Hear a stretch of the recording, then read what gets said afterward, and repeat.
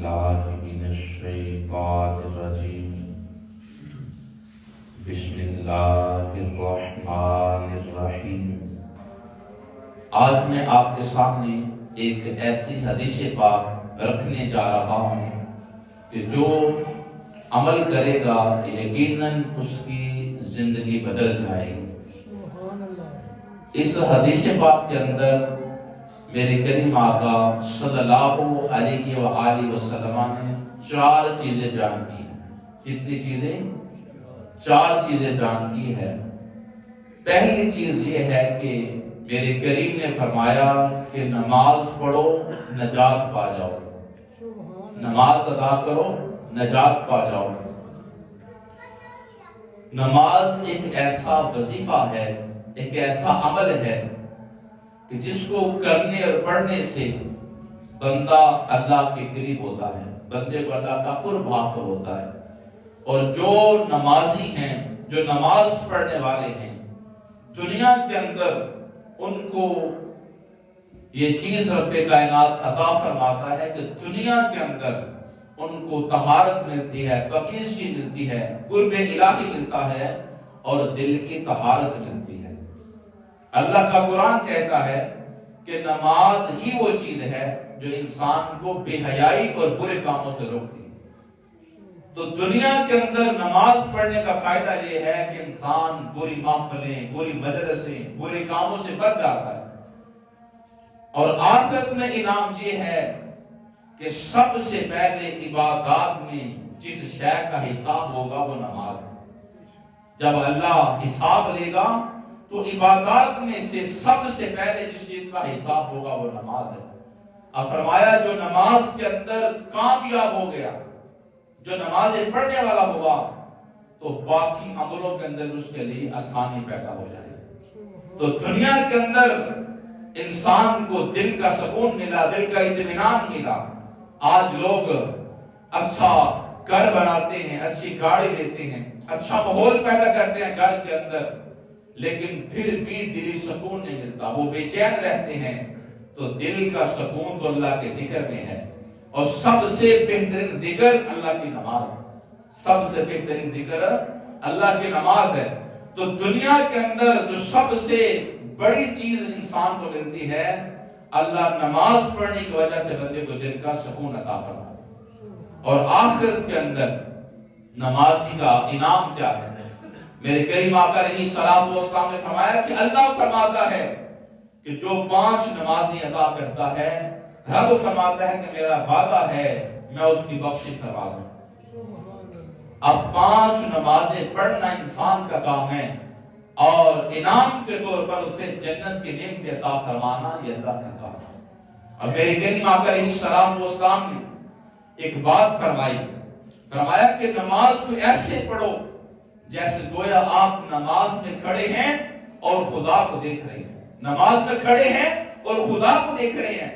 اگر یہ کیفیت پیدا نہیں ہوتی، ایمان اتنے عروج پر نہیں ہے، تو پھر یہ لازم سمجھو کہ میری نماز کے اندر مجھے خدا دیکھ رہا ہے۔ یقین مانیے اگر نماز پڑھنا ایسے نصیب ہو جائے جیسے میرے حضور نے فرمایا ہے کہ نماز میں لگے میں خدا کو دیکھ رہا ہوں، اور اگر یہ کیفیت پیدا نہ ہو تو کم سے کم یہ خیال ہو کہ میرا قیام، میرا رکوع، میرا سجود اور میرے دل کے خیالات میرا خدا دیکھ رہا ہے۔ وہ خدا کہ جس سے کوئی شے پوشیدہ ہی نہیں ہے، کالی رات ہو، کالی چٹان ہو، کالا پتھر ہو، اور کالے پتھر پر کالے رنگ کی چونٹی چل رہی ہو، اللہ اتنا بریک بین ہے کہ اتنے رات کے اندھیرے میں اس کیڑی کے چونٹی کے چلنے کی آواز بھی سن رہا ہوتا ہے، اور چلنے سے جو لکیر پیدا ہوتی ہے خدا وہ لکیر بھی دیکھ رہا ہوتا ہے۔ تو نماز کے دوران جو ہمیں خیالات آتے ہیں، کھڑے ہم نماز میں ہوتے ہیں اور پیسوں کا حساب کر رہے ہوتے ہیں، کھڑے ہم نماز میں ہوتے ہیں اور گھر کے معاملات ذہن میں چل رہے ہوتے ہیں، وجہ کیا ہے کہ جو خشوع و خضوع نماز میں پیدا کرنا تھا، توجہ دھیان اپنے خیالات خدا کی طرف کرنے تھے، اتنا ہم خشوع و خضوع کے ساتھ جب نہیں پڑھتے ہمارا دھیان پھر بھٹک جاتا ہے۔ تو نماز پڑھنے کا بہترین طریقہ کریم آقا نے بتا دیا کہ نماز میں کھڑے ہو کر یہ خیال کرو کہ خدا سامنے ہے، خدا کو دیکھ رہا ہوں۔ جب یہ کیفیت پیدا ہوگی تو نماز پڑھنے کا حق ادا ہو جائے گا۔ اور اگر یہ بھی نصیب ہو جائے کہ بندہ نماز میں کھڑا ہے، اسے یہ کیفیت پیدا ہو جائے کہ خدا دیکھ رہا ہے، خدا دیکھ رہا ہے۔ ہم جو رمضان کے روزے رکھتے ہیں، نماز جو رمضان کا مہینہ ہم پر فرض ہے، تو یہ فرض کرنے کا مقصد بھی یہی تھا کہ انسان متقی بن جائے، پرہیزگار بن جائے۔ اللہ کا قرآن کہتا ہے کہ یہ مطلب تھا فرض کرنے کا، اور بندے کے دل کے اندر یہ خیال پیدا ہو جائے کہ مجھے میرا خدا دیکھ رہا ہے۔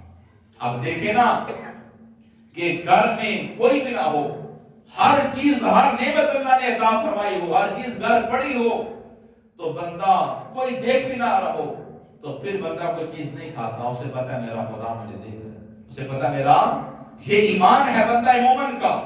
تو یہ احساس جو عبادات ہے، نمازیں ہیں، کلام رحمان ہے، ذکر و اذکار ہے، اور پھر یہ جو روزہ ہے، یہ ایک ہی احساس پیدا کرواتا ہے کہ بندے کے ذہن میں یہ بات فٹ ہو جائے کہ میرا خدا مجھے دیکھ رہا ہے۔ اور حقیقت بھی یہی ہے، خدا سے کون سی شے بچ جائے۔ اور پھر یہاں پر مزے کی بات یہ ہے، اصلاح کی بات یہ ہے کہ صرف خدا نماز میں نہیں دیکھتا، جب بازار میں جا کر لوگ ڈنڈی مارتے ہیں، جب دھوکہ دیتے ہیں، جب فریب کرتے ہیں، جب ظلم و زیادتی کرتے ہیں، جب یتیم کا مال کھاتے ہیں، جب رشوت لیتے اور دیتے ہیں، جب سود کھاتے ہیں، خدا تب بھی دیکھ رہا ہوتا ہے۔ تو اسی لیے کہا کہ نماز پڑھو، روزہ رکھو، نیک کام کرو، احساس پیدا، خدا دیکھ رہا ہے۔ جب احساس پیدا ہو جائے گا خدا دیکھ رہا ہے، تو ہر گناہ جرم کرنے سے پہلے بندہ سوچے گا کہ مالک یوم الدین میرا خدا دیکھ رہا ہے، کہ جس کو میں نے جا کر حساب دینا ہے، جس کو جا کر حساب دینا ہے۔ یقین مانیے، بڑا ہی پیاری تربیت ہماری اسلام نے فرمائی۔ یقین مانیے، بڑے گناہوں سے بچ جائیں ہم اور بڑے اچھے کام ہم کریں اگر 24 گھنٹے ذہن میں یہ خیال رہے کہ میرا خدا مجھے دیکھ رہا ہے۔ اور خدا تو وہ ہے کہ جس سے نیند بھی نہیں آتی، کو بھی نہیں آتی۔ ایک رات جاگنا بہت اوکھا، ایک جاگتا دکھیا بیمار آتی، یا جاگتا یار آتی، یا جاگتا چور سن ہوتے، یا جاگتا دکھیا بیمار آتی، وارے شامیاں سب کرنا چوٹیاں نے، ایک کو جاگتا پروردگار آتی۔ وہ ایک ذات ہے جو ہر وقت دیکھ رہی ہے انسان کو، اور یہ بات حقیقت ہے، ہم سمجھیں یا نہ سمجھیں، ہمارا ایک ایک عمل لکھا جا رہا ہے۔ یہ کرامن کاتبین، یہ جو لکھے ہوئے جو فرشتے ہمارے دائیں بائیں بیٹھے ہیں، یہ بھی لکھ رہے ہیں، اور جس جگہ پر بیٹھ کر ہم نیکیاں کرتے ہیں یا گناہ کرتے ہیں، یہ زمین بھی کل روز قیامت گواہ ہوگی۔ پھر ہمارے یہ اعضاء، جن اعضاء کو ہم اپنا سمجھتے ہیں، ان کے ساتھ گناہ کرتے ہیں، یہ اعضاء بھی بول کے کہیں گے کہ یا اللہ میرے ساتھ یہ جرم کیا تھا، فلاں پہ میرے ساتھ میرا استعمال کرتے ہوئے اس نے یہ کام برا کیا تھا۔ اور پھر زمین بھی گواہی دے گی، یہ فرشتے بھی لکھ رہے ہیں، اور پھر اعضائے بدنیاں بھی گواہی دیں گے۔ اس کے ساتھ ساتھ خدا خود بھی دیکھ رہا ہے، خدا خود بھی دیکھ رہا ہے۔ اور زندگی یہ اللہ کی امانت ہے، زندگی یہ اللہ کی امانت ہے۔ یہ ایسے نہیں ہے، یہ کافر کا عقیدہ نہیں ہے کہ مر گئے اور مٹی ہو گئے، مر گئے اور چلے گئے۔ یہ مسلمان کا عقیدہ ہے، اور مسلمان کا عقیدہ کائنات کے اندر سب سے پاکیزہ اور ستھرا عقیدہ ہے کہ مسلمان اپنے خدا کو ماننے والے ہیں۔ توحید کی امانت سینوں میں ہے ہمارے، آسان نہیں مٹانا نام و نشاں ہمارا۔ آج پوری دنیا کے اندر اسلام کے دشمن اسلام کو مٹانے کی بات کر رہے ہیں۔ آج ایران کے اندر اور فلسطین کے اندر، غزہ کے اندر آج کفر اکٹھا ہو کر ہمارے مسلمان بہن بھائیوں کو مار رہا ہے۔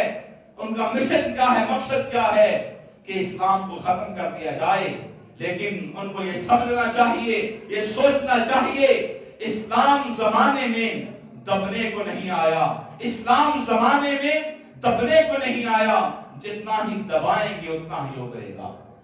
اس دین کے رہنما، اس دین کے پیغمبر میرے مصطفیٰ ہیں، مدینے کے چاند آمینہ کے لال، احمد مجتبیٰ حضرت محمد مصطفیٰ صلی اللہ علیہ وآلہ وسلم اس دین کو لانے والے میرے وہ کریم آقا ہیں کہ جن کے واسطے ساری کائنات بنی ہے.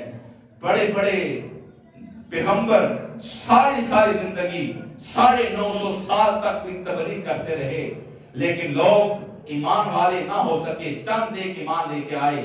لیکن میرے حضور کی شان یہ ہے 23 سالوں کے اندر بے شمار میرے مصطفیٰ کے غلام پیدا ہو گئے، اور آج ساری دنیا کے اندر وہ دین موجود ہے جو میرے حضور لے کر آئے ہیں. ساری دنیا کے اندر وہ دین موجود ہے جو میرے مصطفیٰ لے کر آئے ہیں. تو دین اسلام جب سے دین مکہ کی وادیوں سے نکلا ہے، تب سے یہود و نصارہ کی یہ کوشش رہی ہے کہ ہم دین کو مٹائیں گے، لیکن انشاءاللہ میرے مصطفیٰ کے چاہنے والے حضور کی امت جو ہے وہ حضور کے ناموس پر بھی اور دین اسلام پر بھی پہرہ دیتی رہے گی. ہمیں پتہ ہے آج امت جو ہے یہ سست ہے، امت غافل ہے، لیکن جب بھی آپ دیکھیں، جب بھی دنیا کے اندر میرے مصطفیٰ کی ذات کی بات آئی ہے تو مسلمانوں نے یہ نعرہ لگایا ہے کہ ہم گناہگار ضرور ہیں لیکن ہماری جانیں مصطفیٰ پہ قربان ہیں. ہم گناہگار ضرور ہیں لیکن ہماری جانیں مصطفیٰ پہ قربان ہیں. تو یہ دین محمدی صلی اللہ علیہ وآلہ وسلم یہ غالب ہونے کے لیے آیا ہے، مغلوب ہونے کے لیے نہیں آیا. انشاءاللہ وقت دور نہیں ہے کہ جب پوری دنیا کے اندر ایک ہی جھنڈا لہرائے گا اور وہ جھنڈا اسلام کا جھنڈا ہے. آج دیکھیں امریکہ ایران پہ حملے کر رہا ہے، پہلے غزہ میں لوگوں کو مارا، فلسطین میں مارا، یمن میں مارا. آج وہ دونوں خنڈے مل کر ایران پر حملہ کیا، لیکن اللہ بڑا بے نیاز ہے، اللہ بڑا طاقت والا، بڑا بے نیاز ہے. آج ایران اتنا مضبوط جواب دے رہا ہے کہ دنیا دیکھ رہی ہے، جو کہتا تھا میں سپر پاور ہوں، اللہ اسے دنیا کے سامنے ذلیل کر رہا ہے. اور جسے کہتا تھا وہ کمزور ہے ایران، اللہ اسے عزت دے رہا ہے، اللہ اسے عزت دے رہا ہے. یعنی جو بڑا سمجھنے والا تھا وہ ذلیل ہو رہا ہے، اور جسے کہا جاتا تھا کہ چھوٹا ہے، اللہ اسے زمانے میں عزت دے رہا ہے. جو بندہ حق کے لیے نکلتا ہے، اپنا ہو یا بیگانہ ہو، اپنا ہو یا بگانا ہو، جو حق پہ کھڑا ہوتا ہے اللہ اس سے عزت عطا فرماتا ہے. نمرود کہتا تھا کہ معاذ اللہ میں خدا ہوں، میں خدا ہوں. پھر وقت آیا، اس نے بڑے ظلم و ستم کیے، بہت بڑا ظالم تھا. وقت کے پیغمبر خدا کا خلیل، اسے آگ میں ڈال دیا گیا، اسے آگ میں ڈال دیا گیا. اس سے بڑھ کر بات ہو سکتی ہے؟ آج معاذ اللہ دنیا کے اندر ہمارے حضور کی بات ہو، ہم سارے کھڑے ہو جاتے ہیں، ہم جانیں قربان کرنے کے لیے تیار ہوتی ہیں. آپ اندازہ لگائیں، اللہ کا پیغمبر، اللہ کا خلیل حضرت ابراہیم علیہ السلام، اور نمرود نے ان کو آگ میں ڈال دیا. خدا چاہتا تو ساری زمین کو الٹ پلٹ کر دیتا، ان کو ہلاک کر دیتا، آسمان سے عذاب آتا. لیکن یہ اللہ اپنے نیک خلیل کو پرکھ رہا تھا. اور پھر وہی وقت آیا کہ اللہ کا خلیل اکیلا تھا، زمانے کا امام بنا دیا. آج ہم بھی دین ابراہیمی کے اوپر ہیں، تو نمرود خدا سمجھتا تھا. تو جب اللہ نے ذلیل کیا، ایک مچھر جو ہے وہ ناک کے ذریعے اندر چلا گیا، اور جوتے کھا کھا کر اس کے جو، یہ آپ نے سنا ہوگا، جو نمرود کے دربار میں آتا وہ کہتا پہلے میرے ساتھ میں جوتے مارو. کیوں کہتا کہ جو مچھر تھا وہ پھڑکتا اندر، اسے تکلیف ہوتی، اور جب اسے اللہ معاف فرمائے مار پڑتی تو پھر وہ آرام سے بیٹھ جاتا. جوتے مروا کر وہ دنیا سے اللہ نے اسے ہلاک کیا، دنیا سے گیا. پھر فرعون بڑا ظالم تھا، خدا سمجھتا تھا خود کو. تو حضرت موسیٰ علیہ السلام کے پیچھے آیا، وہ اپنا لشکر لے کر، وہ سپر پاور سمجھتا تھا، لشکر لے کر آیا کہ میں آپ کی قوم کو، آپ کو شہید کر دوں گا معاذ اللہ. اب آپ نے واقعہ سنا ہے کہ آپ دریا میں سے گزرے، آپ تو گزر گئے، راہ دینے والی خدا کی ذات ہے. لوگ کہتے ہیں فلاں کمزور ہے، فلاں طاقتور ہے. ارے جس کے ساتھ خدا ہے وہ سب سے زیادہ طاقتور ہے. ظاہراً وہ کمزور بھی نظر آئے، پر جس کے ساتھ خدا ہے وہ کمزور نہیں ہے، وہ طاقتور ہے۔ اب جس دریا سے اللہ کی قدرت، پیغمبر کا معجزہ کہ جس دریا سے وہ سارے لوگ نکل گئے، اسی دریا کے اندر اللہ نے فرعون کو ڈبو کے مار دیا۔ تو اللہ بڑا بے نیاز ہے۔ انشاءاللہ وہ وقت ہم اپنی زندگی میں دیکھیں گے کہ یہ کافر، یہ یہود و نصارہ جو ظالم بنے ہوئے ہیں، جو گنڈے بنے ہوئے ہیں، اللہ ہماری زندگیوں کے اندر ان کو ذلیل کرے گا اور امت مسلمان کو دوبارہ عروج عطا فرمائے۔ لیکن آج کا مسلمان بے شمار کاموں کے اندر غافل ہے۔ یہ جو ہمیں نماز کا ذکر کر رہا ہے، ہم فجر میں دیکھیں ہمارے کتنے نمازی ہیں، ہم ظہر میں دیکھیں ہمارے کتنے نمازی ہیں، ہم عصر میں دیکھیں، ہم مغرب اور عشاء میں دیکھیں کہ اتنے بڑے گھر ہیں، اتنے بڑے گاؤں ہیں، لیکن فجر میں عشاء میں چند نمازی ہوتے ہیں۔ مسلمان آج اپنے آپ سے غافل ہو چکا ہے۔ وہ معزز کے زمانے میں مسلمان ہو کر ہم خوار ہوئے تارک قرآن ہو کر، صحابہ کرام نے عزت پائی، مقام پایا، آج ان کے نام سے آپ کفر کامتا ہے۔ وجہ کیا ہے کہ انہوں نے اللہ کا قرآن سینے سے لگایا ہوا تھا۔ وہ پہلے صف کے نمازی تھے۔ وہ حضرت اقبال نے شکوہ کیا، پھر جواب شکوہ لکھا امت کو سمجھانے کے لیے۔ اقبال کہتا ہے کہ خدا تعالیٰ تیرے کعبے کو جبینوں سے سجایا ہم نے، تیرے قرآن کو سینوں سے لگایا ہم نے، پھر بھی کہتا ہے وفادار نہیں، ہم وفادار نہیں، تو بھی تو دلدار ہے۔ کہ یا اللہ کہ ہم نے نہ دریا دیکھے، نہ صحرا دیکھے، نہ چھاؤں دیکھی، نہ دھوپ دیکھی، توحید کا پرچم جو ہے زمانے میں ہم نے پھیلایا، تیرا نام کا چرچا جو ہے، تیرے نام کا پیغام اور چرچا ہم نے بلند کیا، ہم نے بچے قربان کیے، ہم نے گردنیں کٹوائیں تیرے نام پر۔ لیکن آج غربت ہے تو مسلمانوں پہ ہے، آج پریشان ہے تو مسلمان ہیں، آج کفر کا بم گرتا ہے تو مسلمانوں پہ گرتا ہے، آج ہر چیز مہنگی ہے تو مسلمانوں کے ملکوں کے اندر مہنگی ہے۔ تو کیا سارا کچھ ہم نے تھا، لیکن نعمتیں اہل جوان کو عطا فرمائی، جو ان کے پاس ہر ایک آسائش ہے، ہر ایک نعمت ہے، کوئی فکر و فاقہ نہیں ہے۔ تو یہ کیسا ترادر ہے؟ اقبال نے شکوہ کیا، پھر جواب شکوہ میں لکھا، خود جواب شکوہ لکھا بندوں کو سمجھانے کے لیے خدا کی طرف سے۔ کہا کہ اقبال نے جواب شکوہ کے اندر کہ خدا کہتا ہے میرے کعبے کو جبینوں سے سجایا کس نے، میرے قرآن کو سینوں سے لگایا کس نے، تھے تو آبا ہی وہ تمہارے، مگر تم کیا ہو ہاتھ پہ ہاتھ در منتظر فرقہ۔ کہا کہ وہ آپ کے بڑے تھے جنہوں نے گردنیں کٹوائیں، محنتیں کی، اور زمانے میں ان کا نام ہے، آپ کیا ہو؟ آپ تو کہتے ہو کل آئے گی توبہ کروں گا، کل آئے گی نمازی بنوں گا، کل آئے گی تو نیک کام کروں گا، تیرا کل نہیں آتا۔ کہا دنیا میں سست کو مسلمان ہے، اور کہا کہ یورپ جو ہے وہ محنت کر رہا ہے۔ اللہ کا عدل یہ ہے جو محنتی ہوتا ہے وہ اپنا ہو یا بیگانہ، جو محنت کرتا ہے اللہ اسے پھل عطا فرماتا۔ تو کہا کہ آج بھی یہ جو تم شکوہ کر رہے ہو، جو ابھی شکوہ کے آخر میں لکھا، جو آپ نے بارہ سنا کہ کی محمد سے وفا تو نے تو ہم تیرے ہیں، یہ جہاں جیت ہے کیا اللہ و قلم تیرے۔ کہا تو دنیا کی بات کر رہا ہے، اگر آج کی طرح مصطفیٰ پہ آ جائے، اگر آج اپنا کردار اپنا اخلاق بہتر کر لے، آج بھی دنیا کے خزانے تیرے قدموں کے اندر ہوں گے۔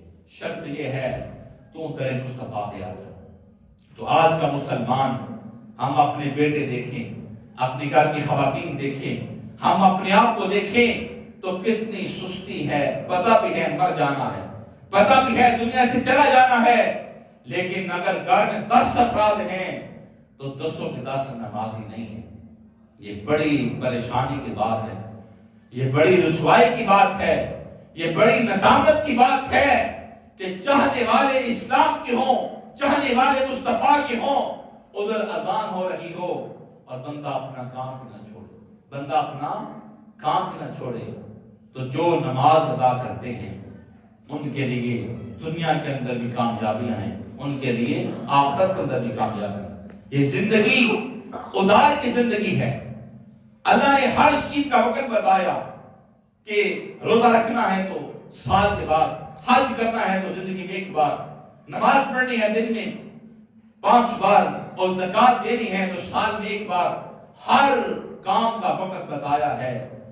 سورج نے چڑھنا ہے تو اپنے وقت پہ، غروب ہونا ہے تو وقت پہ، دن وقت پہ آتا ہے، رات وقت پہ آتی ہے، لیکن ایک موت ہے، رب نے اس کا وقت نہیں بتایا، موت کا وقت نہیں بتایا۔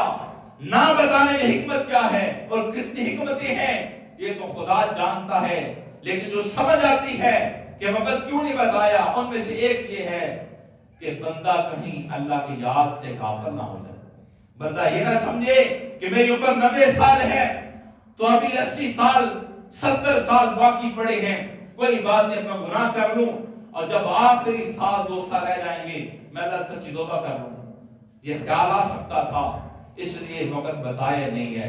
پتہ نہیں وہ جوانی میں لے جائے، وہ بچپن میں لے جائے، وہ لڑکپن میں لے جائے، وہ بڑھاپے میں لے جائے، موت کا وقت مقرر نہیں ہے، اور اس لیے نہیں کیا تاکہ بندہ مومن ہر وقت موت کی تیاری میں رہے۔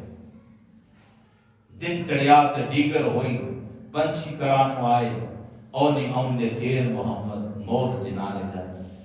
تو پہلی بات جو حدیث پاک میں تھی وہ نماز کے بارے میں تھی کہ نماز کی اتنی زیادہ اہمیت ہے کہ سب سے زیادہ عبادات میں سے جس کا ذکر آیا ہے اللہ کے قرآن میں وہ نماز ہے۔ فرمایا جو بندہ 5 نمازیں ادا کرتا ہے اس کے جسم سے گناہوں کی میل کو جائے صاف ہو جاتا ہے۔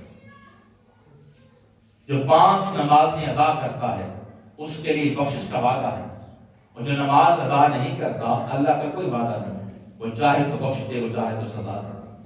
تو رب کائنات کی بارگاہ میں دعا ہے کہ اللہ تعالی ہمیں 500 نمازیں ادا کرنے